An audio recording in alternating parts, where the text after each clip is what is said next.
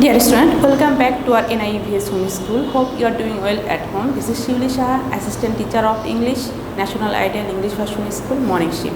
Student, today I will take your ICT class, that means Information and Communication Technology class for the student of class 6. Today I will discuss lesson 2, Let's Play Our Computer from chapter 2. So student, let's get started our class. Student, our today's topic, lesson 2, Let's Play Computer. But before going to start this topic, you have to know about this diagram, that is input, how a computer works, like this. Okay, the whole processing, okay, will be just like a following diagram. That is input device. That means input means it sends information. To a memory, okay, or to other device, and that is memory. Memory is a device that is used to store information, and it is processor that processes information and data, and it is output. That means output receives information and data from other device. Okay, now look here, student. This is a picture. Okay, there are some boys and girls. They are playing computer games. They are playing. They are acting. Okay, as different software and input, output, memory, and processor. So, student, in this lesson, learners will act as computers. First, write the following software on a piece of paper. Student, you have to make a group of 4. One can act as input device and other can act as output device, and of the remaining 2, one will be memory and one will be processor. Okay. Number A1, receive the first number from input to memory. So student, follow here. At first, receive the first number from input to memory.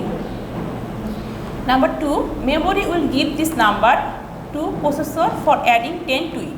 So memory will give this number to processor, okay, for adding 10 to it. Number 3, processor will send the result to memory, and after processing this information, okay, processor will send this result to memory.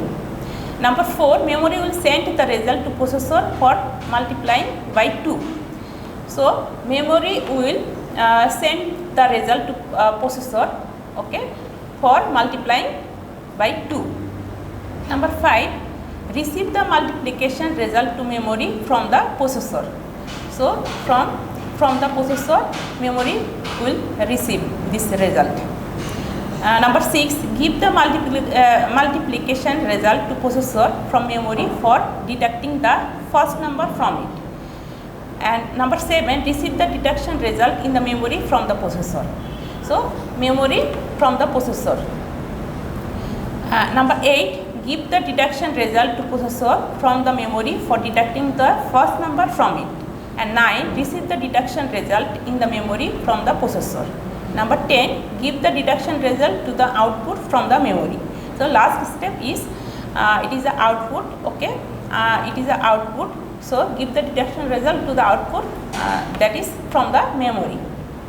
Okay, one student will act as input, one as output, one as memory, and another as processor. All learners of the class will be divided into many groups of 4. At first, the teacher will give the software to input will give this software to memory. Teacher will give input any number after the software is loaded in the memory. Input will give the number to memory, memory will receive the number, and then will inform the processor all the steps of the software. So memory will give the result to output after finishing the 10 steps. Output will inform the teacher that number. The teacher will examine whether the result is correct. For right answer will be 20. When the learners understand how things are done, they are to be encouraged to write some softwares and then use them in a way. Here the software is written in easy English. In real computers it is written in computer language. This is called the computer programming. What is computer programming? Computer programming, it is written in a computer language. Okay. When you will study in colleges or universities, you will be able to write many good programs by yourself. So we cannot read and understand the above software program, but a computer can.